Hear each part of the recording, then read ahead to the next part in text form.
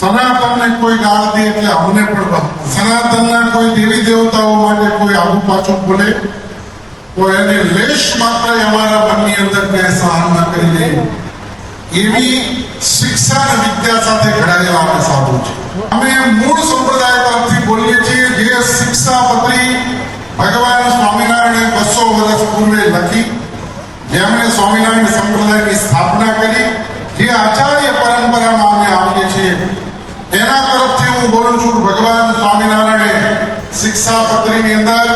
જે આ બકવાસ કરેલી કોઈ બાબતો નથી લખી અને એટલા માટે અમે સનાતનના 6 મુદ્દા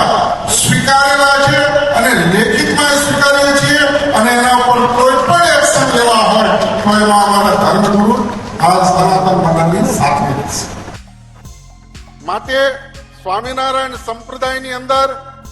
અમારી તો પરિસ્થિતિ એવી છે કે મૂળ સંપ્રદાયના આચાર્યશ્રી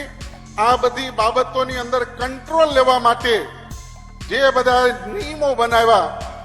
એના કારણે આ મૂળ સંપ્રદાયના આચાર્યને જ રિમૂવ કરી નાખવામાં આવે છે અને એટલા માટે આચાર્યશ્રી કોઈ એક્શન લઈ શકતા નથી અને વર્તમાન વ્યવસ્થાની અંદર જે બેઠા છે એ એટલા સમયથી આ ડિસ્પ્યુટો થયા છે એના માટે કોઈ એક્શન લેતા નથી। આ બાબતની અંદર અમારા પરમ પૂજ્ય લાલજી મહારાજ સુરતની અંદર પણ જગતગુરુ શંકરાચાર્ય શ્રી મહારાજ શ્રી સાથે મુક્તાનંદજી મહારાજ સાથે બધા સંતો સાથે બેઠી અને એમનો જાહેરની અંદર ખુલાસો એમણે કર્યો છે।